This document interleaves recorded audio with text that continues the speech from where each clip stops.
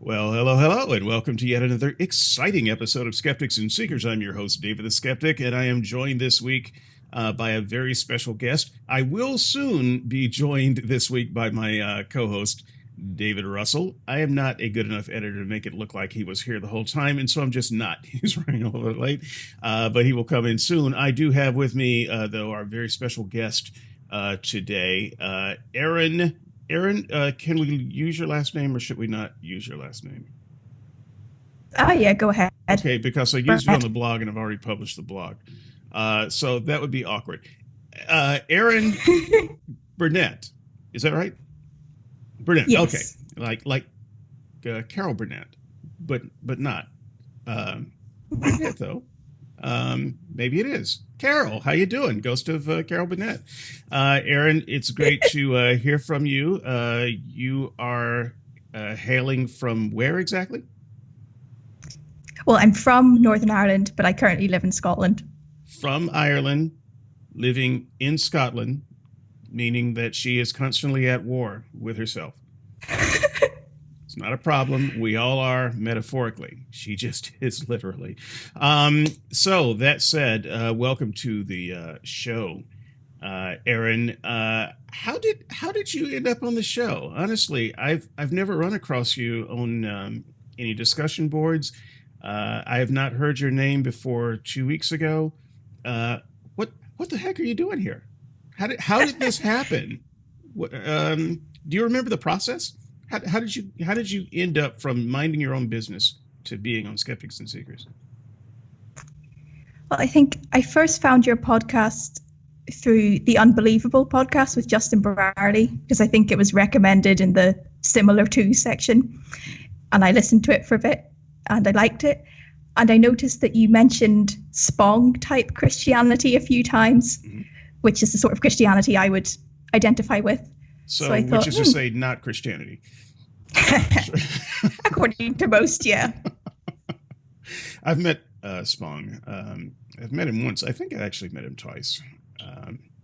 My memory's not great, but I like Spong a lot. I've read most of his books.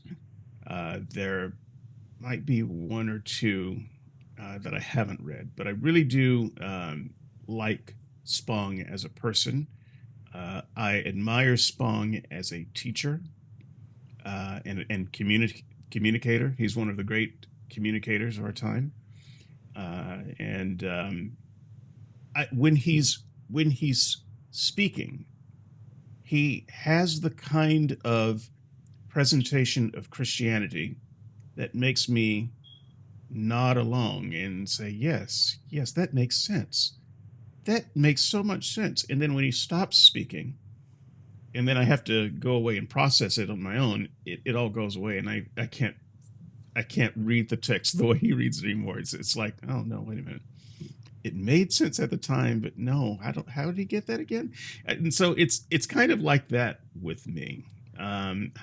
Tell me, how do you know Spong? What did you read of Spong? What do you think of Spong that gives you some admiration for his work? So just to clarify, I don't know him personally. I'm not speaking for him. I am just a theology student. So I did my undergraduate degree in quite an evangelical college. And instead of just sticking to the approved reading list, I ended up reading some more controversial texts, and Spong was one of them. I see. Do you remember what you read of him first? The first one was Unbelievable, which is his last book, and it's the one that basically summarizes his entire position. Yeah, and then I went back. And then I went back and read some of the other ones, like Jesus for the Non-Religious. Mm-hmm. But I really liked it because essentially he comes at Christianity with a humanist worldview. Mm-hmm. It's Christianity minus the supernatural. Mm-hmm. And I think that's what I was looking for at that point, because I'd become rather disillusioned with it all, but I didn't want to walk away entirely. Mm-hmm. And I think Spong reaches out to that bracket of people who can't stay within evangelicalism, but they don't want to leave the church altogether. So he essentially tries to get the best of both worlds. Mm-hmm. And whether or not that works, well, that's what we can discuss. Yeah. So, Jesus for the Non-Religious, I want to say that was my first or second book from Spong. He really is a clever guy. And I can't help but thinking, even now, in hindsight, that he surely must have some piece of the puzzle correct.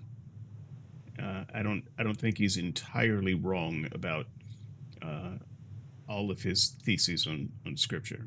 But that said, I couldn't make Spong type religion work for me, and I did try very hard to do it. And when I came across Spong, I was very much in the evangelical fundamentalist frame of mind at the time. Now, I've always read fairly broadly, and so you talk about things that are not on the approved reading list. There are a lot of things that are not on the approved reading list, by the way. I have always been one of those people who has sought out that sort of thing. I'm not afraid of education. I wasn't afraid of education. And even though my particular denomination was a little bit what I would call anti-education, I never have been. Well, I've never been anti-education to the point that I wouldn't read the other perspective. And it didn't take a lot of reading to realize why some of the books and authors were on the kind of unofficial no-read list. Spong definitely has earned his place on that list. But when I first read Spong, when I first encountered Spong, I wasn't necessarily amenable to his way of thinking. I was still trying to make fundamentalism work, because for me that was the only form of Christianity. So I wasn't really looking for another form of Christianity. I did want to understand people who had other views, but I didn't take him well the first time I read him, and I ran into Marcus Borg's work before Spong. I didn't take to him well either, but it grew on me. As I read more. I did the same. The first time I read him was deliberately to write every single reason why he's wrong and why he's awful. And then eventually it grew on me. Yes. So we have some similar we have a similar path there. And you mentioned in the pre-show that your brand of religion involved charisma, some of the charismatic movement. So mine did not. I was never a charismatic. I always thought those people were off their rockers. So Christian, but not charismatic. Tell me a little bit about your time as a charismatic, and maybe whatever you can tell me about what disillusioned you from there. So religiously, I have been all over the shop. So I used to be a real Calvinist fundamentalist when I was a teenager. And when I eventually couldn't stand that anymore, I ended up going towards the charismatic tradition, because in contrast to the Calvinist church, which is really quite dull, to be blunt, the charismatic churches, they seem so like hip and young and cool. So I ended up joining one of them during university time.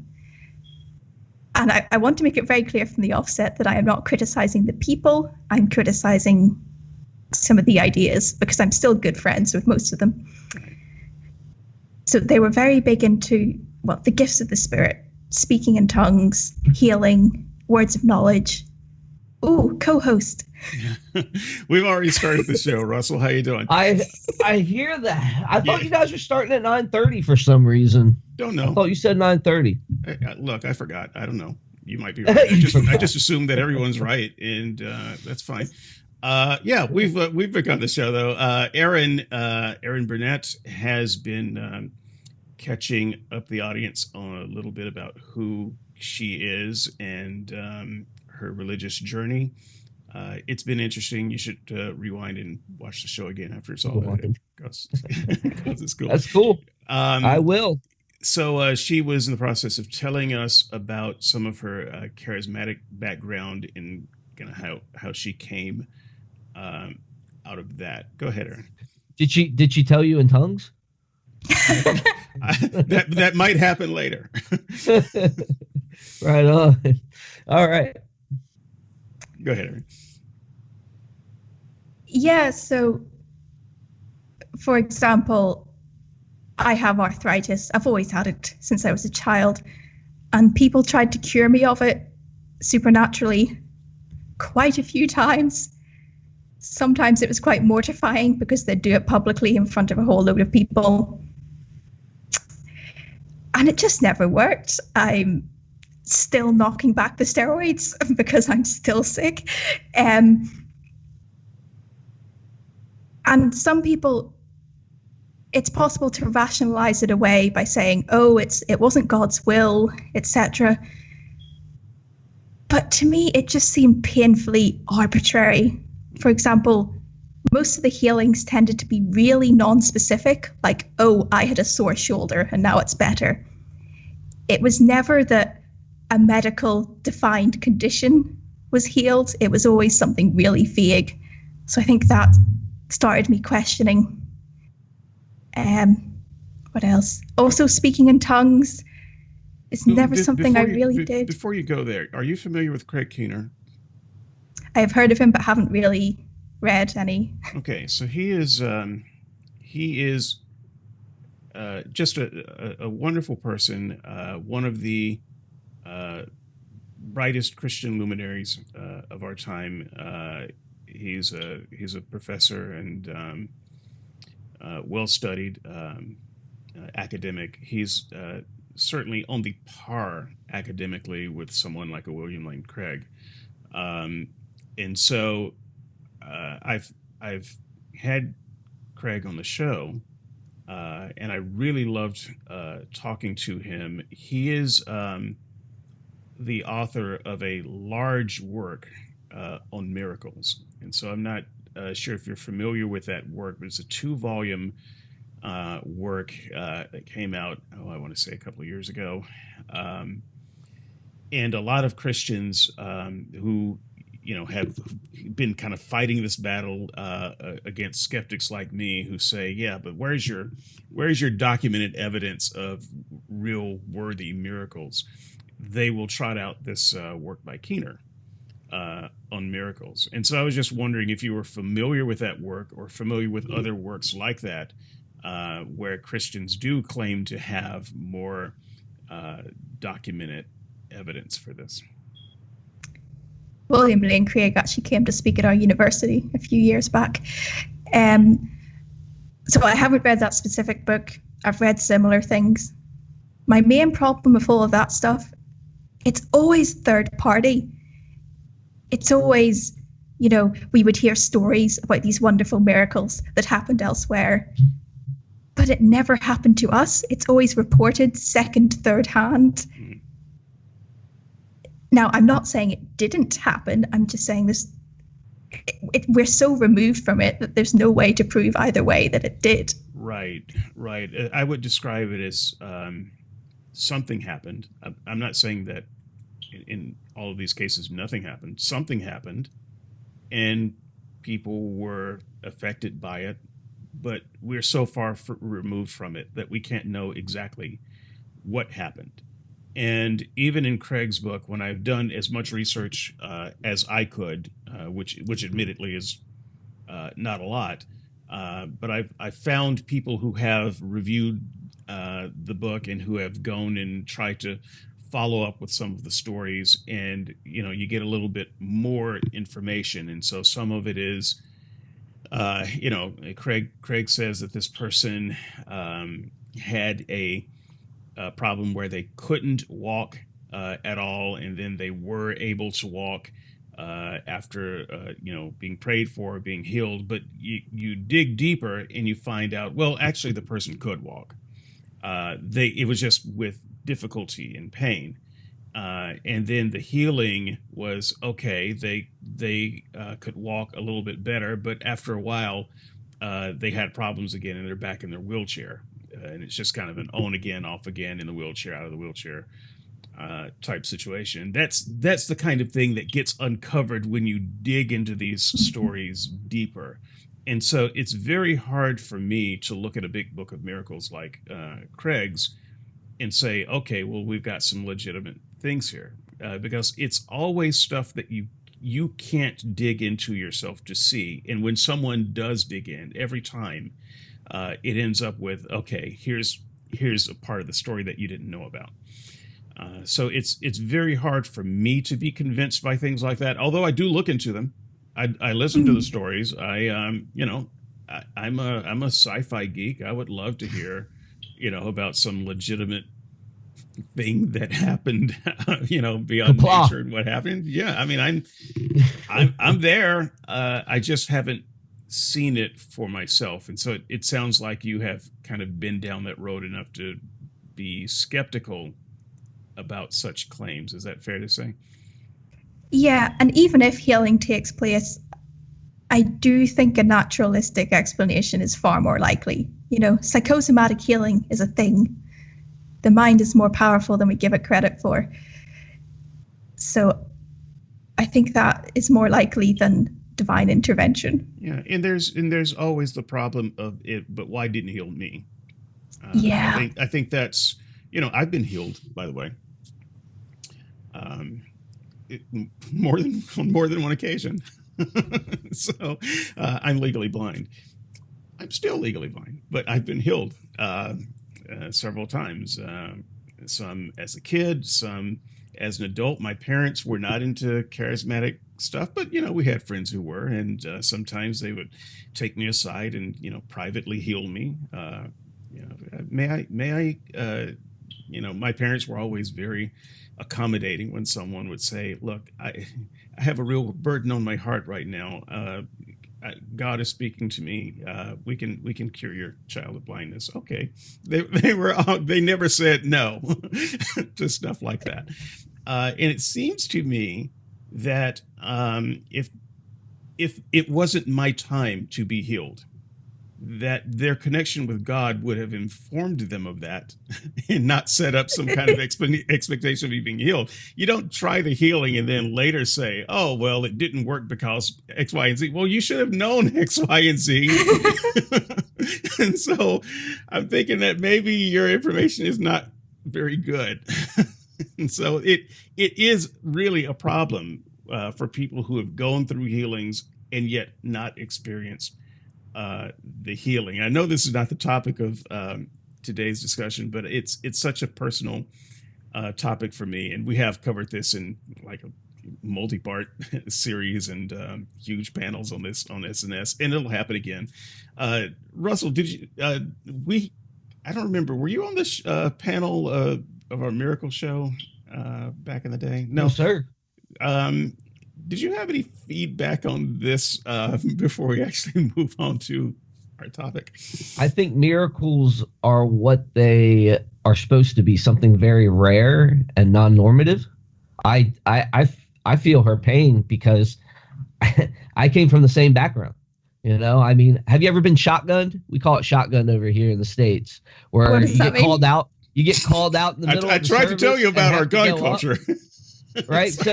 So they we call it shotgunning, where a preacher or you have a guest speaker that claims to be a prophet come out and he'll like call you right out and come up for healing or whatever. I mean, we had that all the time when I was there, and like she said, it's a lot of common stuff. Like, oh, I can grow your legs out because you have one leg that's shorter than the other one. That's causing your back pain. Well, who doesn't have back pain, right? I mean, you have a back, you're gonna have back pain, right?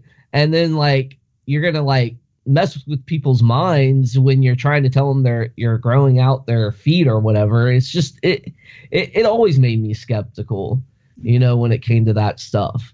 I think if you're gonna see a miracle, it's gonna be something that's non-normative. It's gonna be something rare, and yeah, I don't. Probably not on the stage. I've gone through it. Yeah, it's not gonna happen on the stage all the time. It's not gonna. I mean, It could be. I mean, but I mean, I don't see it. And plus, I don't see miracles happening over and over again, like the same miracle, right? Mhm. So like, there's no pattern to it. There's no formula, and that's what these evangelists or prophets or guys that think they're apostles want to do. They want to create this formula, and that's just not how it works. So I've never seen it work that way. we're going to have a really good conversation today, but I guarantee you, because I know the monsters in the pit. I call our discussion board, our comment community, the pit. Erin, you will be introduced to the pit. They're kind of like you. These monsters are going to spend the first 100 posts or so talking about miracles. Stop it, people. Stop it. That's not the discussion today. Well, that's your fault for bringing it up. It's just a part of the journey. It's an important part of the journey. I don't want to skip over that. So the journey is actually leading somewhere. For the sake of good conversation in the discussion, we're not going to talk about tongues. We'll just skip that. Let's just say that you had the full charismatic experience, and you found it disillusioning. Is that fair? Okay, but unlike me, I tried a lot of things. I even stopped at the door of Universal Unitarian UU before leaving finally. But you only kind of halfway left. So you actually, I tried a lot of the same things that you tried, and somehow some of it caught with you, so that you still find some of the ideas of Christianity compelling. So a question that I asked you earlier, if you want to change your answer, by the way, because we're not going to use any of that, so don't worry about it. No one knows. I want to just start with a simple question. How do you self-identify? Do you identify as Christian, agnostic, or atheist, or something else? Culturally Christian. I think I would also call myself agnostic. So agnostic Christian, just to be awkward. Okay, right. Well, I mean, Irish, Scottish. What do we expect? So agnostic Christian. When I hear that, what I hear is can't be sure if there's a God or not, or if Christianity is true or not, but you find it beneficial to live in that story anyway. Is that fair? Yes, I see it mainly as a cultural phenomenon than a set of supernatural propositions. Okay. All right. So this is where things, I think, start to get interesting, and where we can start having some conversation around this.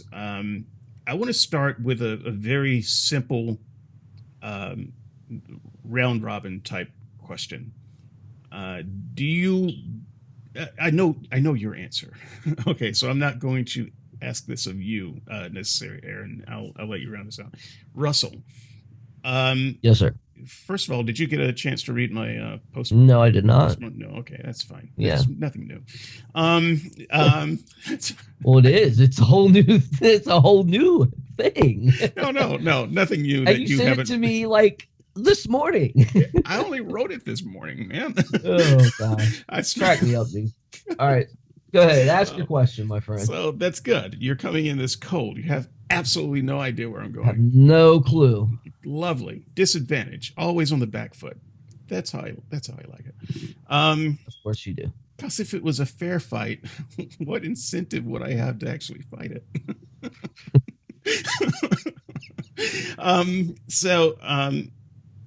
This question I had to think about myself a little bit. Do you believe that fictions, even lies, can be useful? You want to hear my answer Fiction. first, so that you're not going Fictions into and it. lies. I don't know, man. I think so. I think that not lies, but if you're talking about just fictions, they can help you with metaphor and so forth. I believe that. Yeah. Well, so I do too, and I actually include lies. I think that lies can be useful too. Yeah, I don't think so. Okay, Not so too much. Well, it sounds like you're hedging a little bit. No. Yeah. I know, you've got some of this Christian baggage going on in your mind. You're thinking, well, lies are bad. God hates lies. All liars will have their part in the lake of fire which burns. Anyway, but set aside that baggage for a moment and just think about the real world and how it works. Maybe the one example that I give is just the age-old example of, does this dress make me look fat? The truth is, yeah, honey, those horizontal stripes are not doing you any favors at all. So that might be the truth.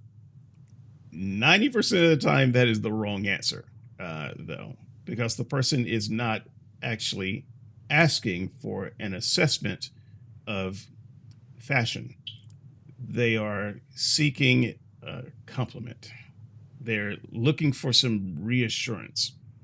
And this is apparently someone that you care about and who cares about you and who needs some reassurance from you because they're feeling vulnerable in some way. The answer is absolutely not. You would look beautiful with no dress at all.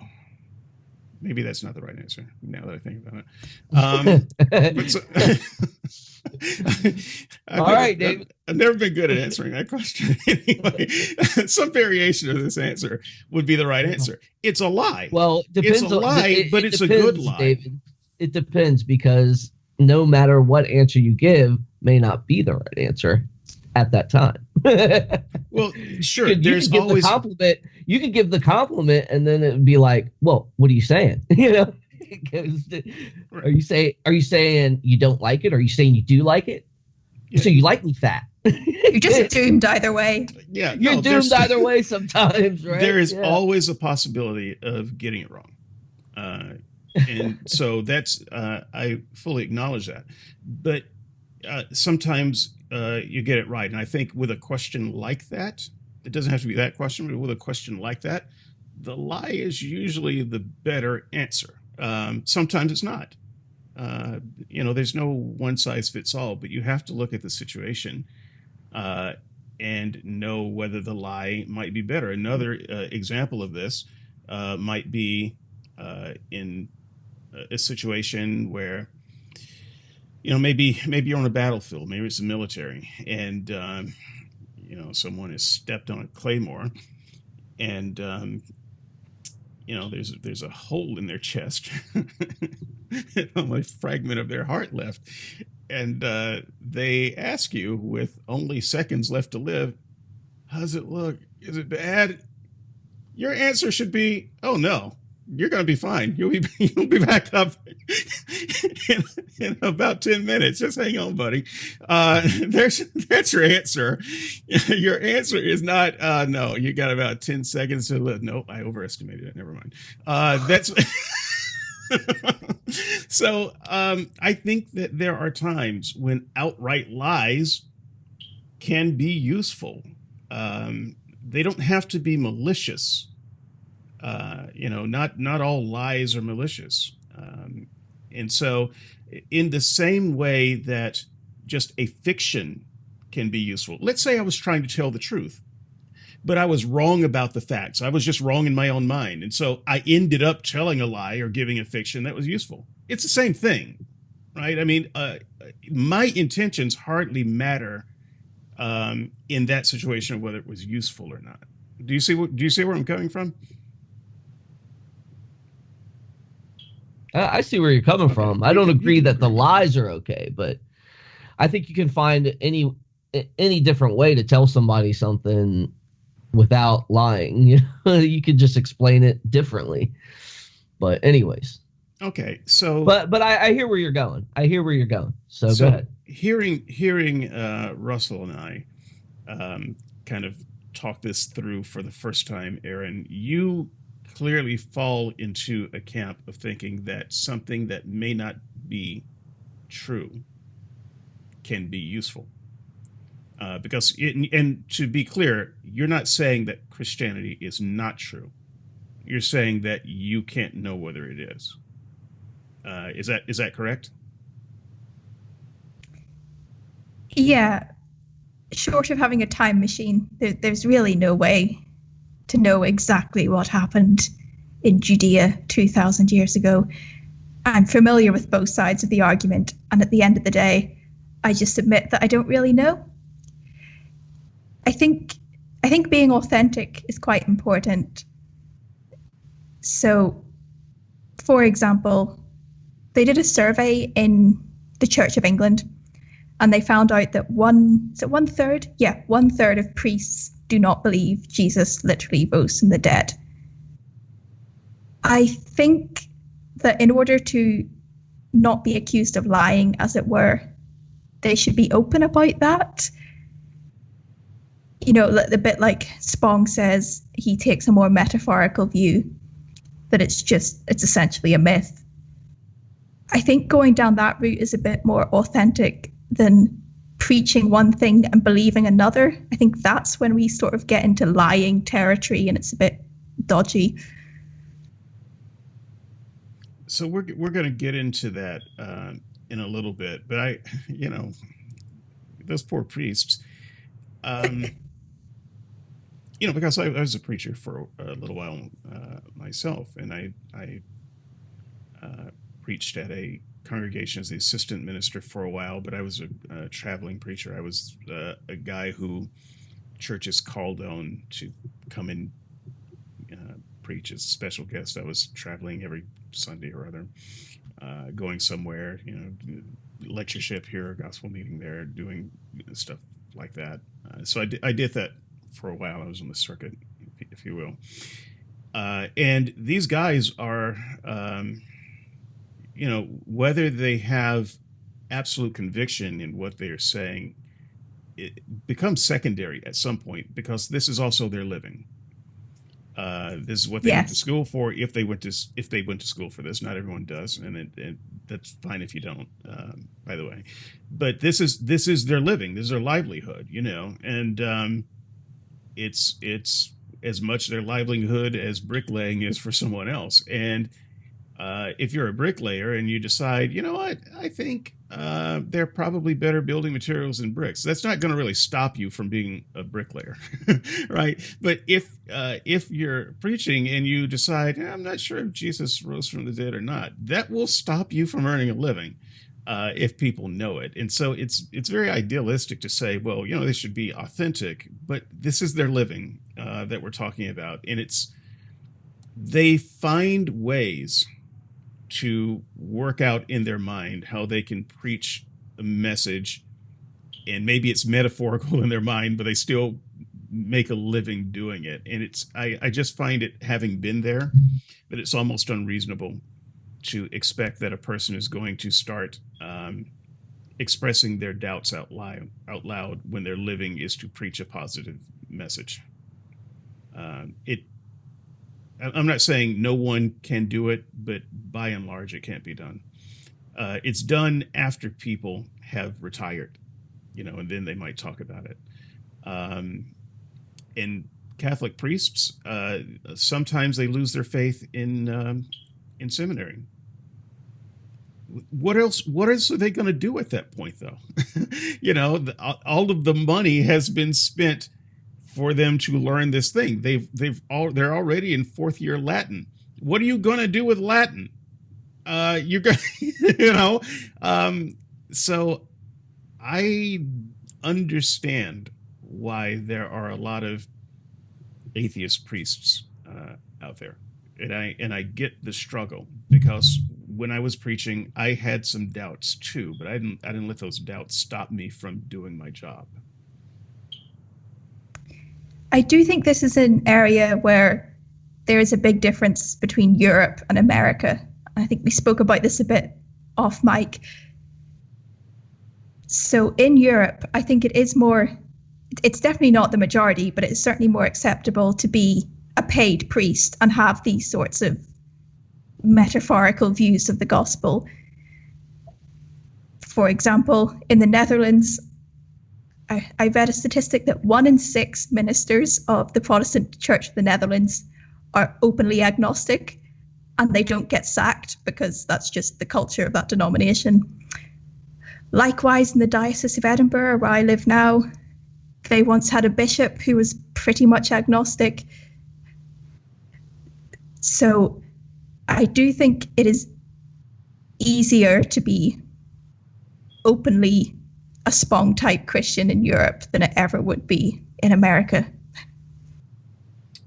What are your thoughts on that, Russell? Could a person? No, she's right. She's right. The culture's totally different there. You know. Yeah, I mean that's just all there is to it. I know that you're kind of closer to the neck of the woods where I spent most of my formative years. It would be impossible there. Yeah. Oh yeah, definitely. Yeah, you wouldn't be able to preach anymore. Yeah. Absolutely. I mean, there's always those, like Crossan and those Jesus Seminar guys, I mean, but they're not preaching. They're researching and doing other things. It's not like they're preaching at churches, Right. But as far as a actual pastor or something, you're not getting in anywhere in America, So let's look at some of the things that you believe versus don't believe right now. Because even though you say you don't have a time machine, Erin, and you can't go back 2,000 years to see what happened, as humans, we still tend to believe things and not believe things. And it's not even a matter of choice. You're either convinced that something happened or you're not convinced that something happened. And maybe the right thing to do is just be neutral about it. But neutrality is not really natural to humans. Life is binary. You're standing at the street crossing. Let's say there's no traffic light or crosswalk at the street. A lot of that in America. So you've got to go across the street. The store's over there. The store has a bathroom. You've got to go to the bathroom. You're going across that street, most likely. Should you cross right now? Should you not? There are cars here and there. You look and you think there's space, and you never know for sure, right? But it's a binary decision. You either go or you don't go. So there's no room for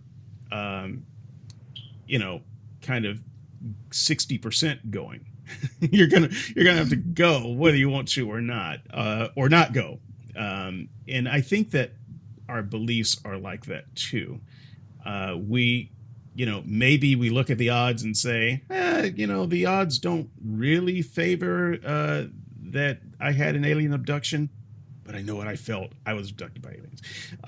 And so what are some of the things that you actually believe and actually don't believe regarding Christianity? So I'm just going to throw a couple of things out there and just give me as brief of a believe or don't believe as you can.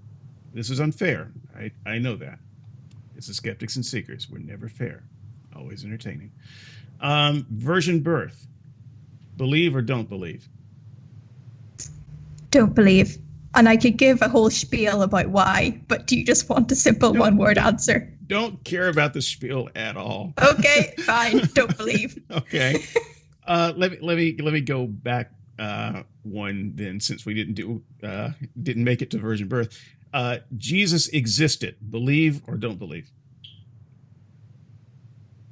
Believe. Oh my, that was a very long pause. You're going to have to explain that pause a little bit. Is it a really convinced believe? Is it a reluctant believe? What? I think the only reason why I pause is that I've never read a book by the Jesus mythicists. So I haven't really looked at both sides of the argument to make a proper decision. But I think generally the vast majority of historians tend to believe that, yes, he existed. So I'll take their word for it, basically. Okay. Believe he existed, does not believe in virgin birth. Let me ask this one then. This would be important to some small number of people in the audience. Jesus had actual brothers and sisters. Believe, don't believe? Probably believe, yeah. Okay. Very few people were only children back then. Okay. All right. Good. Jesus had a either 1 year or 3 year ministry. I'm not interested in the various debates about that, but he had some significant ministry on earth where he preached about the kingdom of heaven being near at hand. Believe or don't believe? Believe. Okay. Jesus was crucified by the Jews/Romans. Believe or don't believe? Well, by the Romans, yeah, believe. Okay. But not the Jews. Well, the Jews didn't do crucifixion. Now, they may have handed him over to be crucified, but they weren't the ones doing the crucifixion. That was the Romans' job. Okay, but if not, according to the story, if not for the Jews, he wouldn't have been crucified. Is that correct?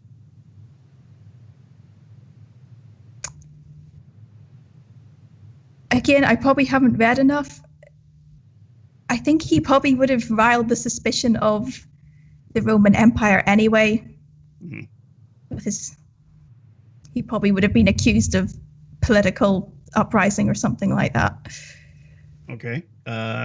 Let's move on. He was buried in a new tomb, as opposed to a common pit. Believe or don't believe? Actually reading a book about that at the minute. I can give you a proper opinion when I finish, but I think at the minute it's looking more likely that don't believe. Okay. Interesting. There goes the empty tomb. Okay. Rose from the dead. Believe, don't believe? Okay, I'm going to be difficult. Define what you mean by raised from the dead.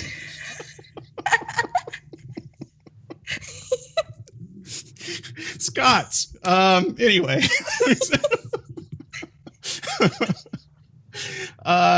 Russell, what do I mean by rose from the dead? Do you mean his corpse literally stood up and walked out of the grave? Yeah, he's talking about bodily resurrection. Bodily resurrection, okay. Yes. Probably not. But not absolutely not. I'm probably, the honest answer probably to every single one of these questions is I don't know. Right, but we're finding out about your leanings. Yeah, I mean, look, you could say of all of us, we don't know. But yeah. I can give you an answer of believe or not believe. Okay, fine, not believe. Okay. All right. So then there's no need of asking about appearances to the 12 and the 500 other people and things like that. But let me just rebake that question a little bit. It was said that his disciples saw him risen later, and that as many as 500 people at one time saw him rise later, and that Paul says that he saw him risen later. So we have people at least claiming some experience of having seen God. Do you believe that they were being honest about those claims or not? And what he means is there's post-mortem, appearances. No, I definitely believe they had an experience in which they saw him, or else Christianity wouldn't have taken off. I would just look at a more naturalistic explanation than a supernatural one. But no, I definitely think a good amount of the disciples genuinely believed that they did see him. Right. Okay. So you don't believe they actually saw him, but you do believe that they were being honest with their accounts. Is that a... Yes. Okay. All right. So great. I think that a lot of people who are Christian would probably not consider you Christian, but you are actually very similar in thought to a lot of people I know who are Christians. And I, for one, would not say that you are not a Christian because you don't believe certain things literally. I just know too many people like you these days, and they would balk at that. It depends how you define Christian. If you define Christian by must believe in every point of the Nicene Creed, then I'm not a Christian. If you define it in a more cultural sense, then I am. Okay. But did you mention that you were going to a theological, you're studying theology right now? I am, yeah. I'm currently doing a postgrad in chaplaincy, and I would very much love to be a chaplain. The only thing is, I know that I'm probably committing career suicide by doing conversations like this, but oh well. Well, I think that you would make a very good chaplain in Europe. Yeah, exactly.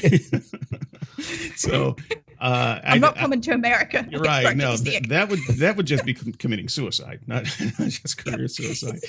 Unless she found a sugar daddy. Well, so another Americanism we're not going to talk about. So yeah, no, I actually don't think that you would be harming your chaplaincy where you are. Yeah. So I don't even honestly. I don't think she would have a problem here, in a sense. I agree. There she are could definitely she could start her own thing. Yeah, she could start her own thing and publicize that way, and yeah. Okay, so when you say you're a cultural Christian, you do realize that that's still encouraging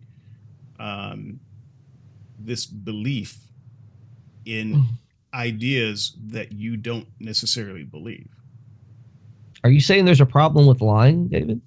Well, I actually don't. Didn't he just say it was okay? I don't have a problem with lying. I'm just trying to set the table. When you, as a, and I ask the same thing about cultural Christians whenever I get a chance to talk to them, and I've met quite a few. You don't necessarily believe some of the things that are important to Christians, but you side with Christians and thus give it make it more viable with your support of it. Does that make sense? You're supporting a thing that's factually not true. Does that bother you? I think the way I see it is that Christianity should be a way of life as opposed to a set of propositions. So to emulate the way of Jesus is simply to, create an inclusive community where all are welcome. And I think the kingdom of God is an example of that. Speaking out about injustice, etc. And there's also the church rituals, which are quite nice. To be honest, I don't really mind what people believe. I just want them to be aware that they have options. I think too often it's too binary. You're either 100% biblical literalist or you're 100% atheist. I just want people to know that there is an in-between position if that is what they want. Okay, so in order to do that, you still have to have some things that you believe literally. Right. So, for instance, being a cultural Christian wouldn't make sense if you didn't believe literally that there was a Jesus. So you have to at least believe that. You have to believe that Jesus said and taught certain things, literally, in order for that to make sense. If you're going to say, well, you have to, live like Jesus, you have to think that you know how he lived and, follow these common sense teachings, and you have to feel like you know what his teachings were. So what gives you confidence that you know those things?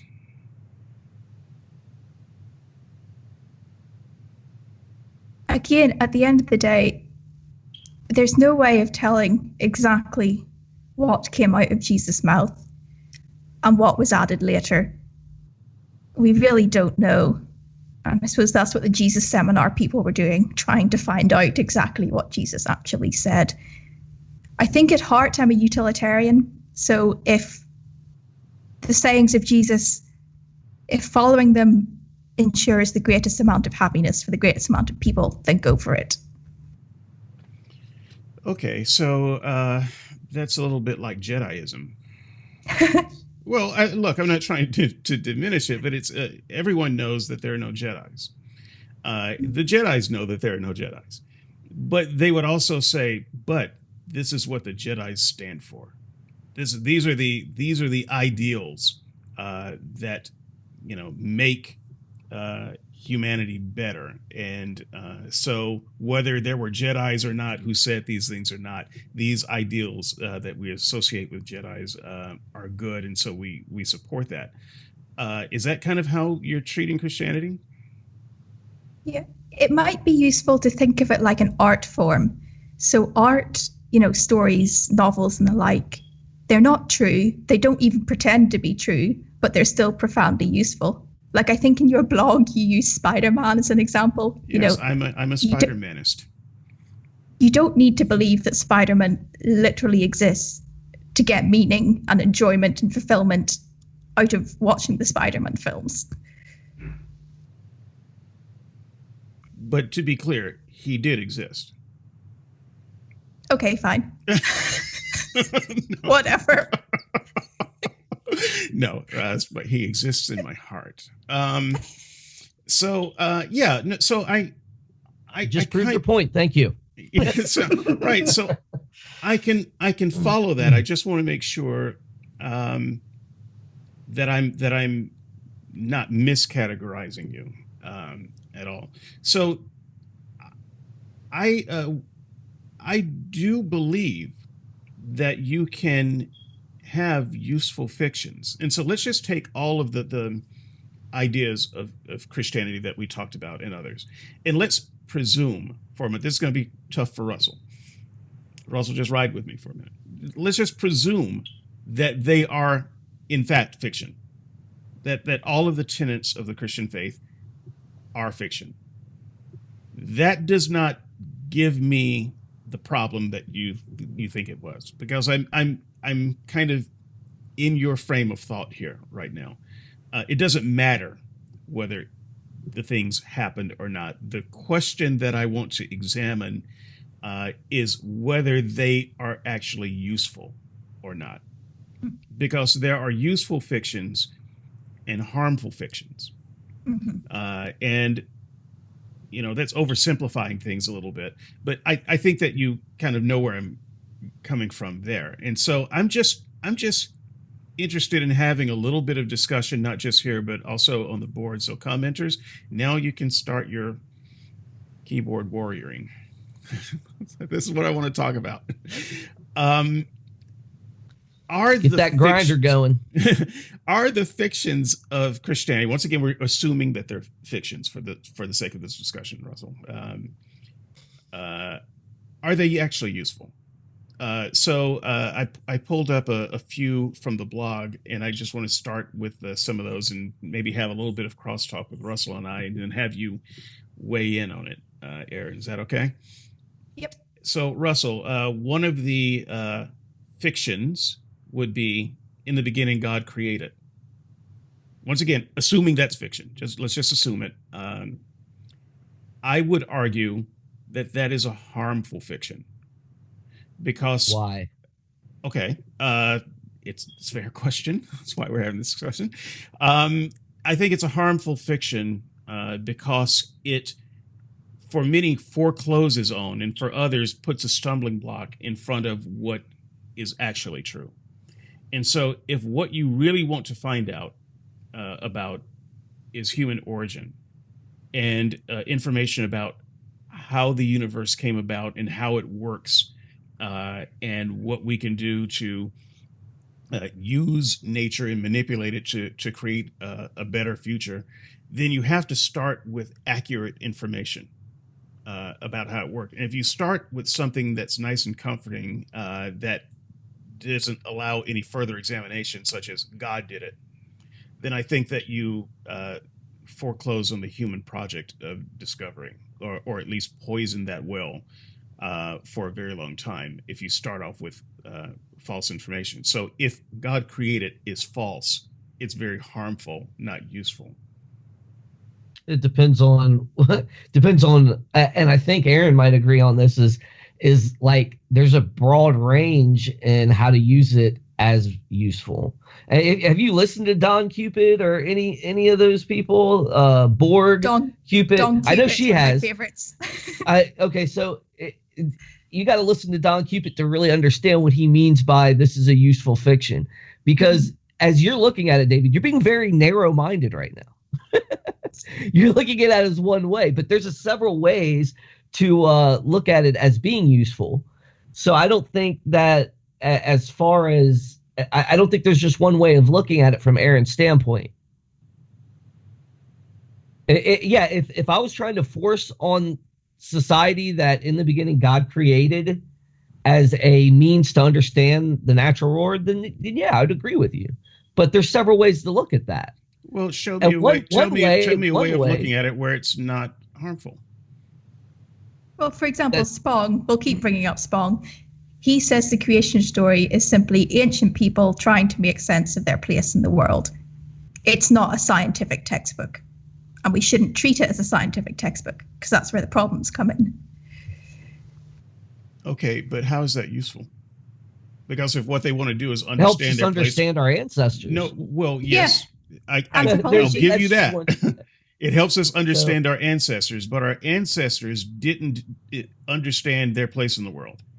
So if the goal is to help you understand your place in the world, then any fiction at that point is not useful. It's no, because to understand your place in the world, you have to understand where your ancestors came from. You need to understand where your history came from. So, I mean, to get to where you need to understand where you're coming. Right. And so that helps us. We can get that benefit, but they can't get that benefit because they weren't trying to understand their ancestors. They were trying to understand true things about the world. Yeah, but we're talking about us right now, right? I mean, you're saying how's it useful now? I mean, I'm not saying it was useful back then. Who knows if it's false? I'm just going to play devil's advocate here. Who is to know what they were going through and what they were doing to say that it wasn't useful for them? Maybe they were trying. Maybe it was useful to them to understand many different aspects. Maybe it was useful for them to have a polemic that would help better their society. Who knows, David? If it contributed to their well-being, what are you complaining about? Well, but I don't know that we can say it did contribute to their well-being, though. That's you can't prove it, but we're also in fiction land right now, where we're already assuming that it is fiction, and if it is fiction, then we can kind of play the what ifs in any aspect. From your aspect, you don't think it was. From me and Erin's aspect, I could say it could have been. Well, I actually made a case for why it's harmful, and you didn't really make a case for why it's useful, so I win. No, don't even go there. We did too. We gave you several plausible explanations. Okay. Or a few. The Garden of Eden story, at its most basic level, proves that our ancient ancestors were able to realize something is wrong with this world. We have the potential to make it better. That's it. Yeah. Right. And so I would actually call another that alternative. The very case you just made, Erin, is a case that I think I make a little bit later. In fact, my next piece here. The idea that there's something wrong with the world. Stop right there. All religions begin with with 2 points of agreement. There's something wrong with the world, and there's something wrong with us. And then the rest of the religion is about what do you do about it? But I disagree with that fundamentally. And these types of stories perpetuate this idea that there's something wrong with the world and that there's something wrong with us. And I would argue there's absolutely nothing wrong with the world. It is exactly what it should be. And there is absolutely nothing wrong with us. We are humans. There's nothing wrong with being humans. We are exactly what we should be. And you might have this fantasy that, there could be a better world and that we could be a better type of person than human. But I actually don't think that that's necessarily a benefit if it causes us to deny the reality of what we are and where we are. This world is not broken. We have not fallen from the angels. We came up from the slime. And so we're doing pretty good. and you only get certain harmful views about the world and humanity when you start thinking, oh, well, there's something wrong with us fundamentally. And I think that is, in fact, what these religious stories perpetuate.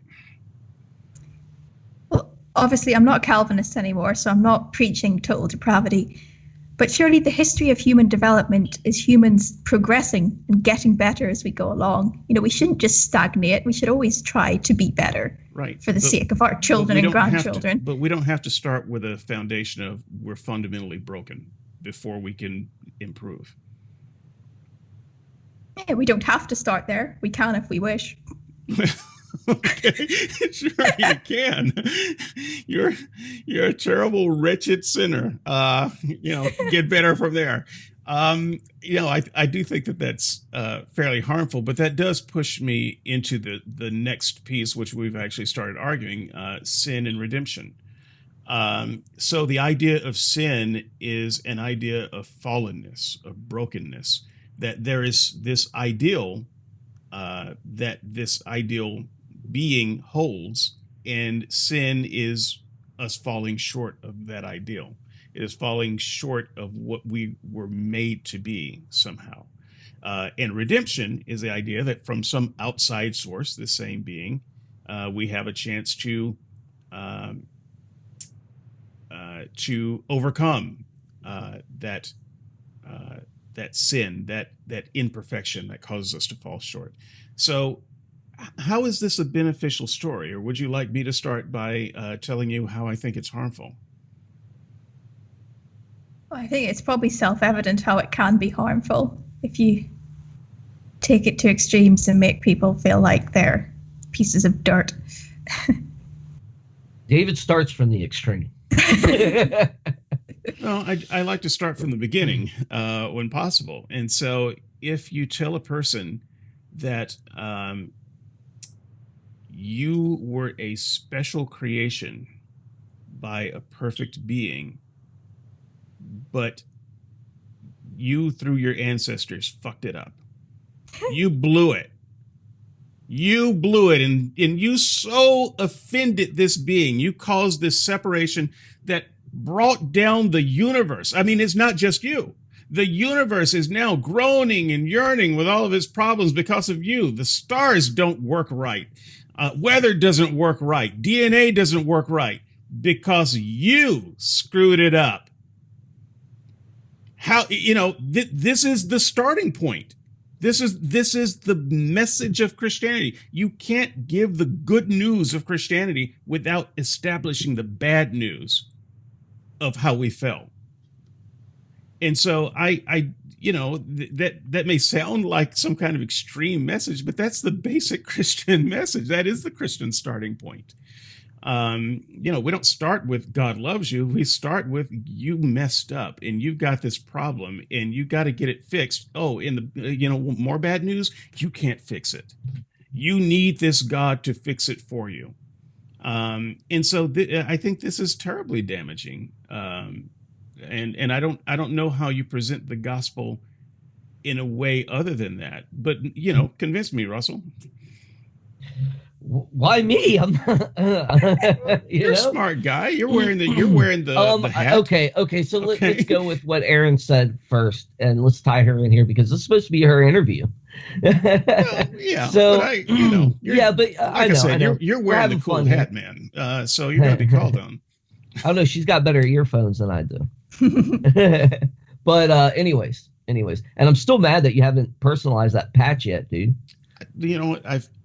I'm going to send you a sticker to put on there. Since you won't do it.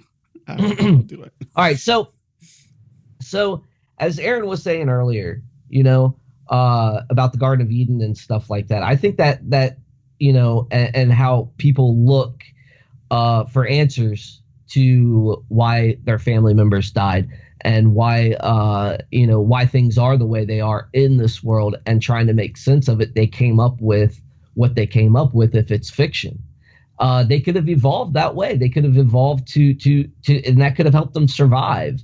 There could be several different ways you can look at this, David, in the spectrum, and you got to be open to them, at least open-minded to them, to really appreciate their value. So I do think that like so humans obviously said, okay, there's something wrong with people coming into our camp and killing our children, right? So there, so okay, so why is that? How do we make sense of that? Why do people do the things they do? Or why does the earth seem to get us sick and kill our young and our old and whoever in between? Why do we have to kill to stay alive animals and eat them? Okay, so they add all this up and they come up with a reflective story of it, and it helps them to survive. It helps us to cope.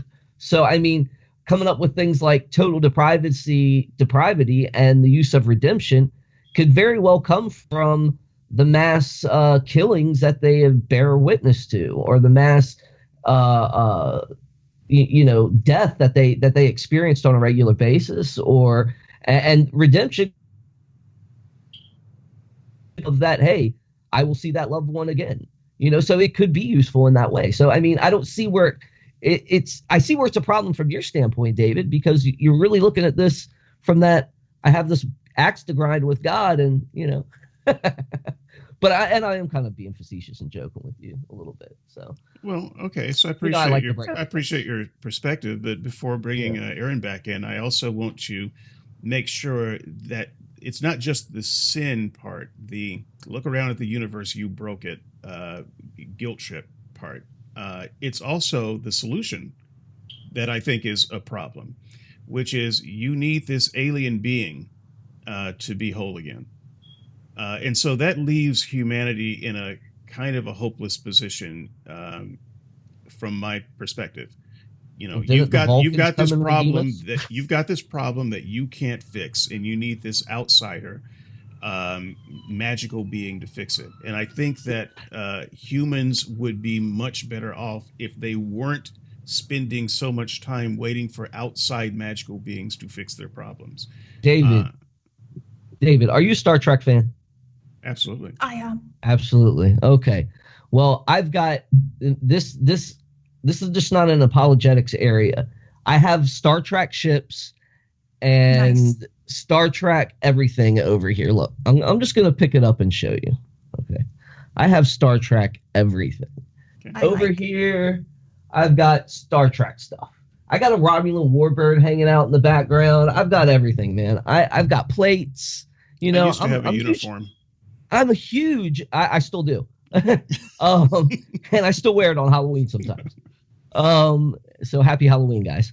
But okay, so I'm a huge Star Trek fan, and look at the useful fiction in that.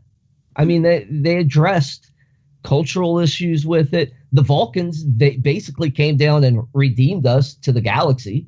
I mean, and you love Star Trek, so I mean, I do, but I'm not fond of the Vulcans. I'm not fond of the. I'm not fond of the idea. No, I'm not fond of the idea of these alien creatures had to save us. The fact is, it's you think Star Trek is a useful fiction, right? You think it's good, a good show. You like it. Yeah, so I mean, that's what it comes down to. People might prefer this version of the story versus a supernatural version of the story versus a sci-fi version of the story. Right, Erin? Am I getting close? Yeah. Well, just a second, Erin. But just to address the whole Star Trek thing, my problem with the ethos around it is we had our inventor. What's his name? The warp drive inventor. Cochrane. We had Zephyr Cochrane. Inventing a warp drive for very human reasons in a very human environment, and he did it, and he was successful. And it would have been a far more interesting story to me if humanity from that event could have said, oh, consider the possibilities. Let's see if we can work together to make this even better. But no, humans didn't bring about their utopia. aliens brought about their utopia, because when they saw this thing, then they said, okay, now we can go make first contact and set these people straight. This is the problem with the Star Trek universe for me. No, it's not. Well, no, it is the problem for me. Yeah, you may not think it's a problem. I was like, well, David, if you think about it, it's just giving us this idea that helping one another and working together is a good thing. Right. But it also gives the idea that as humans, we can never do it on our own. We can never get there. And this is part of the problem with the God story. As humans, we can never do it. We need this outside creature to be able to do it. And I think that ultimately stunts our growth and potential when we think that the only way out is for someone outside and magical to help us do it. Erin, David and I could argue about this all day. But now that you have seen the pattern of our thoughts here, what say you? I think what I'd say is that religion, Christianity in particular, like any other human phenomena, is continuously evolving.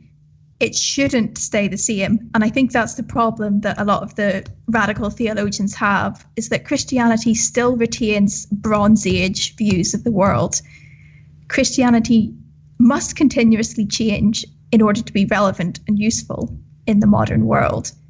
So, for example, the redemption story, or even God itself, people like Don Cupid and John Spong and them lot have pretty much dispensed with the idea of God being a creature who is out there. They pretty much take that verse, God is love, and run with it and take it extremely seriously, in that when we worship God, we are literally just worshipping the phenomenon of love. Sin is anything that is not acting lovingly, and therefore redemption, what we need to do is basically not be a jerk to each other. Essentially, it becomes humanism, which I know a lot of evangelical Christians would have a massive problem with, but that's what it boils down to. So I would agree with you that the Bronze Age ideas of humans being totally depraved and being punished by a capricious God, that is harmful, and that is why we need to move Christianity away from these ideas. So I will just say that as you were speaking, I heard the voice of two of our regular commenters on the board, Brian with an I and Peter. So I suspect that they will have a few things to say about that. They're going to really like you. You just spoke for them. Though there are also two people who notoriously refuse to come onto the show. So I feel like I just had a moment of those. So for the sake of time, I've got a few others, but I'm going to give you a list, and I'll let you choose the one number that we'll cover. Okay. And in fact, if you have my blog in front of you, you know the list I'm going to give you. God miraculously intervenes. We can do that one. Or Jesus rose from the dead. I veto that one. Or you will live forever. So God miraculously intervenes, or you will live forever.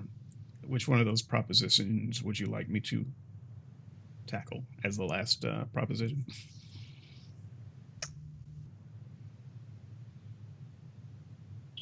I suppose let's look at living forever. We haven't really touched on the afterlife that much. Okay. All right. Very good. I think this is a terrible idea that causes a lot of harm. I think the worst harm that comes from the idea that you're ultimately going to live forever is that it devalues the life you're living now. So it treats the life you have now as a dress rehearsal. You know, you run the gauntlet here and you make it, then you get to live the real life later. And Christians will say, but doesn't that make this life even more important? No, it really doesn't. It makes this life almost a footnote for your eternity, because it's the eternity that we're living for. So if you believe that, just as an example, this earth is going to be burned up and thrown into, whatever hell Jesus talks about when he says that sort of thing, then you have less incentive to care about this planet as an environment, as a habitat. Christians sing songs like, "This world is not my home, I'm just passing through." How much do you care about places where you're just passing through? What you care about is home. Jesus says things like, don't store up treasures here on earth, rather lay up treasures for heaven, where moth nor rust corrupts. But so what are you supposed to think about treasures here? You see, talk of eternity somewhere else devalues what you have right here. And I think that the history of Christianity, I don't have time to really develop this theme, so I shouldn't even say it, because I'm just going to have to say it and run. I suspect that a lot of people will challenge me on this week, and I'm going to not have time. But I think in large part history of Christianity and of religion is devaluing the world, and has had a very destructive legacy to this world and this life that we live in. It's the kind of thing that says slaves should be content because they're going to have a better place somewhere else. Well, no, this is the life, and do not give up your life being content being someone else's slave. If we understand that this is the only life we have, such nonsense would have never been allowed to perpetuate. Environmentalism, we can't destroy the earth. The earth is God's gift to us, and when it's time to give it up, he's going to destroy it. We shouldn't be worshiping the created. We should worship the creator. But this is our only place. It's here and now. And if you don't think that, don't tell me that's not going to affect your behavior. It will. So I think I could go on, but I think that almost everything that comes from the idea that we're going to live forever and that this life is not the one that really matters is harmful.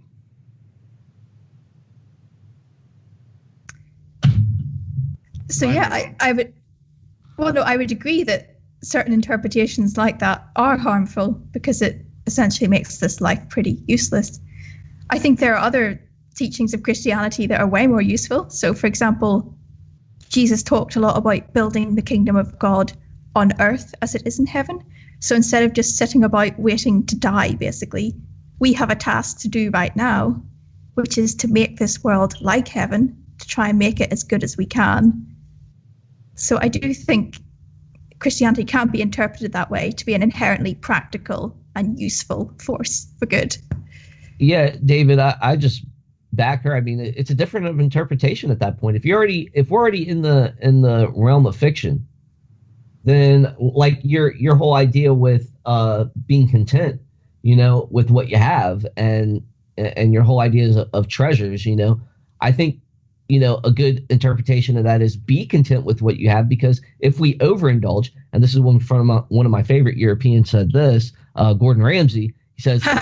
Overindulgence is a bad thing. Okay, if you overindulge, bad things can happen. So he yes, and he holds that to his dietary things. So he doesn't he doesn't let his kids eat fried chicken every night. You know what I mean? Because overindulgence is bad. It can become harmful. So if you take things in moderation. That's another interpretation that you can glean from those ideas of treasure and stuff like that. And like I said, it comes down to interpretation at that point. Sorry. No, go ahead, Erin. I was going to say, with every single point in Christianity, there are millions of different interpretations. And that's where I think utilitarianism should come in, take whichever interpretation causes the most happiness for the most amount of people. I think it can be that simple. This has been a delightful conversation. David, you're okay too. Yeah, but David, before we go, Erin, did you get my email? Erin did want to cover a couple things, and I promised her we would. Okay, I did not see that, but I was going to do is give everyone a chance to kind of round off and say the things that they did not get to say here, and kind of a closing unchallenged statement, if you will. So one of my favorite things about Skeptics and Seekers, after we have debated and bickered for a while, you still get a chance to say something where no one can push back. So you get the last chance to make your case, if you will. So Erin, I'd love to hear from you, and also I'm just going to say at this point, I hope that you will agree to come back on the show. I feel like there's so much that we haven't explored, and I would love to have you around on some of the roundtables that we do to talk about some of the other topics that we've only touched on now. So with that said, I expect nothing less than a truly delightful closing thought from you, and I now give you the floor to make it. Well, something I should have really brought up earlier but didn't is autism is relevant to this conversation, and I'll tell you how. So, I'm an autistic person, and there's been loads of scientific studies done which are really interesting, that autistic people simply are not neurologically equipped to think supernaturally. Studies show that whereas neurotypical people might look at an event like a healing and try and think of supernatural reason, autistic people generally tend to think materialistically and naturalistically. That definitely affects my approach to Christianity. So it's not even that I am deliberately rebelling against God. It is that I physically cannot believe in supernaturalism because my brain is simply not wired that way. So I'm just trying to find a form of Christianity that is compatible with how I see the world. And for me, the Christianity of John Shelby Spong, it just works. Yeah, interesting. When you brought that up, I was intrigued to say, for me, Christianity is about truth. Being able to accept miracles and supernatural events is really like secondary. It's whether if God is real to me and if Christianity is true, and that's where I start. I can accept things a little bit easier once I believe it's true. So even if those miracles hinder me from thinking, if it or being skeptical, it's what do I have in my hand as knowing what is true or not, and can I accept this claim after the fact of believing it's true? Does that make sense? Yeah, it's almost like presuppositionalism. Not quite. Really. No, because I'm an evidential apologist. I'm a classical apologist, so I believe that, and I use an accumulative case methodology. So I take a little bit of, all these evidences I think lead to God. I think all these evidences show that God is real. So I can't, because I believe in God, I can't discount miracles. Mm-hmm. I can't discount the supernatural, because if God's real, then the supernatural is possible, kind of like C.S. Lewis said. Mm-hmm. So that's kind of where I'm coming from. So yeah. I would, I don't know if it was Hitchens who used to say this, but someone smarter than me, their line was, "I am so made that I cannot believe." And I was hearing that when you were speaking, Erin, and I would also echo that, actually. I'm not autistic as far as I know, but I do feel that I am so made so that I cannot believe. I Very Calvinistic of you, David. yeah. All right. So I don't.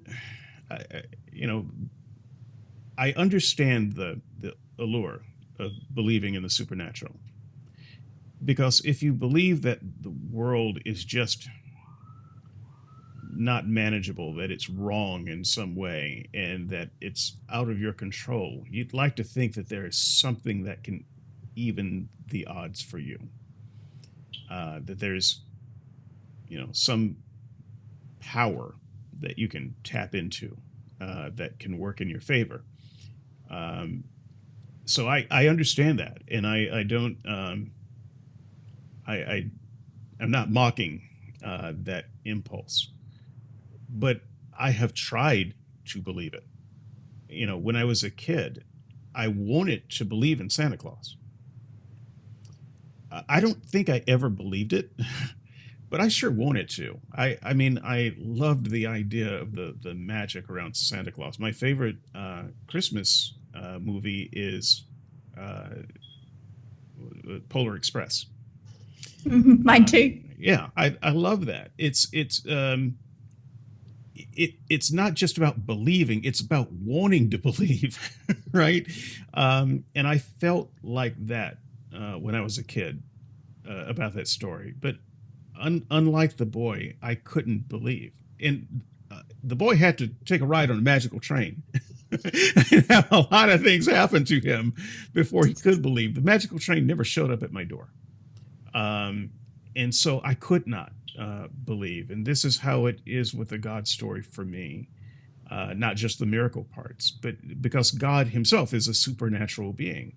He's a part of it. And that train never showed up at my door. And so I tried to believe. I wanted to believe. I convinced myself that I believed, but I don't know that I ever did. I don't know that I could. Everything that I could do to believe, I did. So we are in different, but I think a similar place. Russell, you can't not believe. And I don't discount that either. I'm convinced. Right. I'm convinced. You can't not believe something you're convinced of. So it's not even an option for you to not believe. Well, I mean, if you disprove it, then I wouldn't even play the game of trying to disprove it for you.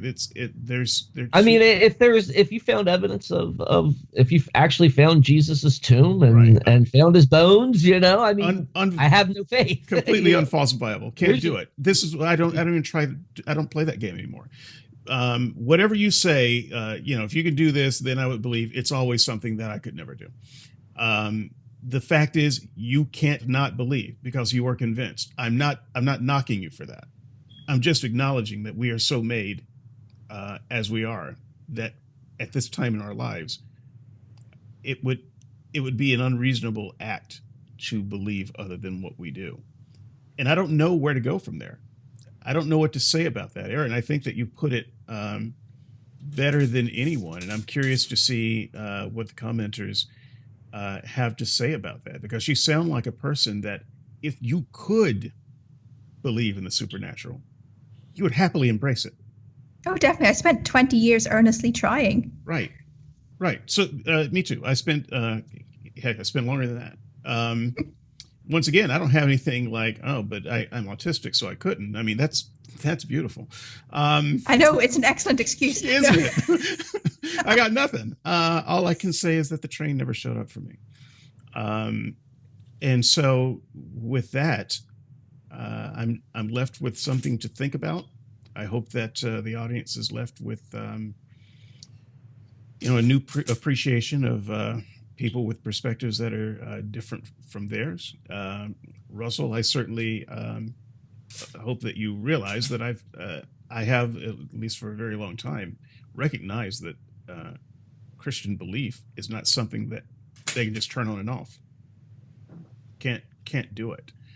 You can't flip your switch any more than I can.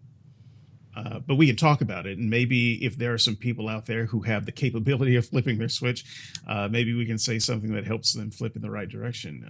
Erin, I really appreciate the fact that you struggle to really categorize yourself in a particular camp, in that it's a journey for you, and that despite your doubts, you are still a theology student right now. May we all continue to be students of life. And so with that, let me tell you what's coming next week, folks. It's not going to be a conversation nearly as peaceful as this one. It's going to get ugly. I'm looking forward to it because I don't actually have to be the one to bring the mud and throw it. So if you remember last week's conversation, we talked about God and country, the religion of the politics of religion, the religion of politics.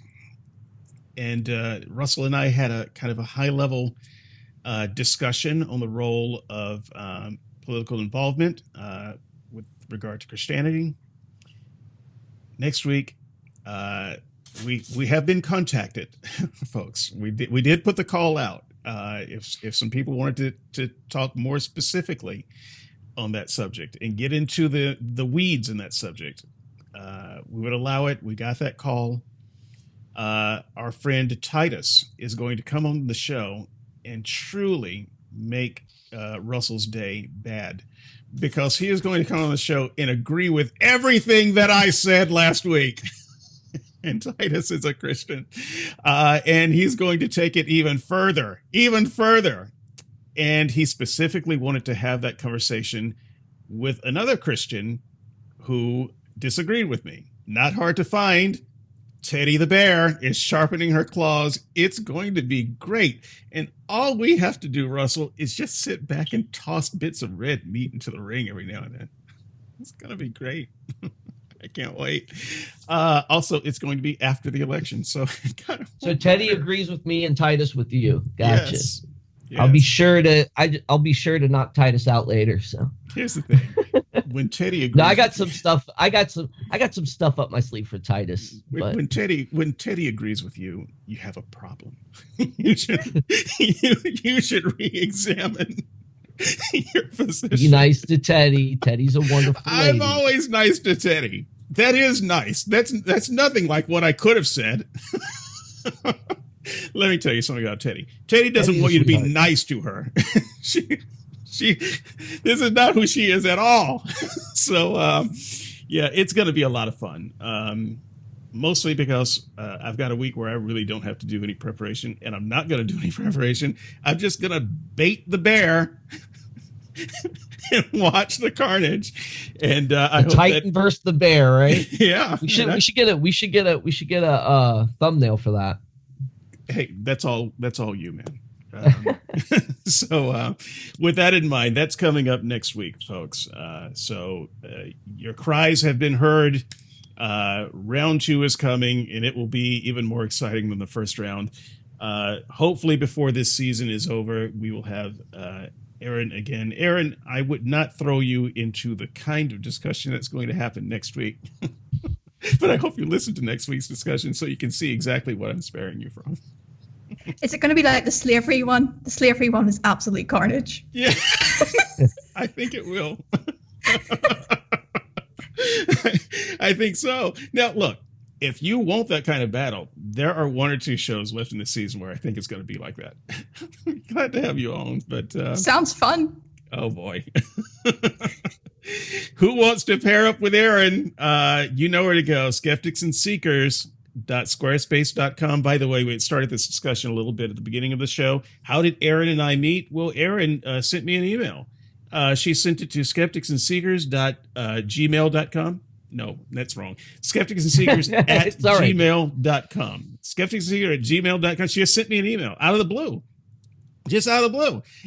She had some complimentary things to say and said, I believe this. I would love to talk about this on the show. And I said, great, let's do it. Was it not that simple, Erin?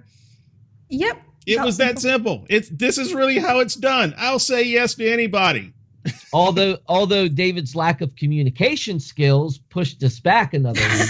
Well, yeah, okay. And we had Erin emailing us early in the morning and say, "Hey, are we going on?" And I'm like, "Oh no!" I wasn't going to talk about that part.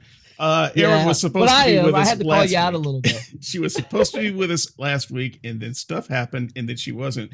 She's with us today. I have had some requests from other people, and I've said, yeah, let's get together. And you haven't seen them because we haven't been able to make scheduling work. There may be one or two situations where it's happened and stuff happens, and then I forgot, and then the email got buried in hundreds of other emails, and I just forgot. If you are one of those people who have emailed me before about being on the show, email me again. I forget stuff. I don't have a secretary. My dog, he was my secretary, but I only discovered last week that he can't read. So he's fired. There's a bit of a backlog now. So there's stuff that, has slipped through. It's really that easy. Skepticsandseekers at gmail.com. I want to hear from you. Join the comments, skepticsandseekers.squarespace.com. Go through the back catalogs. A lot of fun. And with that, we will say good day and adieu. And subscribe to the YouTube channel, folks. Oh, yeah, the YouTube channel. Oh, what's that behind you? Apologetics. No, is that what it says? Okay, don't you have a show that's like apologetics and apostasy? I do, and I want to see if Erin wants to come on and defend her view here, if she's a debater, if she's just. What's the name of your show? Would you proselytize or apostatize? Yeah, apologetics and apostasy. Nice. Yeah, I don't know what it is. Proselytize or apostatize. But yeah, so yeah, it would be fun. And subscribe to the YouTube channel, folks, because, it helps us know who's actually committed to watching the show. Erin, I always forget to ask my guests to plug things. It's not because I don't want you plugging things on my show. I just forget. What are you doing these days that people need to know about, or how can they reach you if they want to? Well, my website is erinburnettauthor.co.uk, and that's where I put all my nonsense up. Okay. Do you have some books that you want to talk about, or some papers, or? I do. Yeah. Well, I've only got one book, and it's for children. But if you have children, buy my book. And yeah, I also publish a few things. A lot of it is about autism and Christianity. Some of it is about radical Christianity. Yeah, just whatever I'm interested in at the minute, I put up. So what's the? And you have a YouTube channel too, right? Oh, I do. Yeah, there's barely anything on it, but yeah, I think it's also Erin Burnett, author. So what's the one about for children? My first doubts about God. What are we at? My first atheist experience. It's not like I haven't thought about writing that book myself. What is yours though? I suspect it's not that. Oh no, I actually wrote the book when I was still an evangelical, so sorry to disappoint. It's a fantasy novel with a Christian message, so it's kind of like Narnia, but not as good. It's the best way to describe it. All right, that's true of a lot of books. it's kind of like Narnia, but not as good. All right, so now that we've got the plugs out of the way, look, it's once again been truly delightful. Next week is going to be a lot of fun. I consider it a break because I'm literally going to do nothing. And Erin, look forward to seeing you on David's show. I've got some other friends in the podcast world who might want to talk to you as well. I bet they do. So hope to see you in the Skeptics and Seekers /Reason Press /Apostasy podcast group. And with that, everyone have a great week. Bye.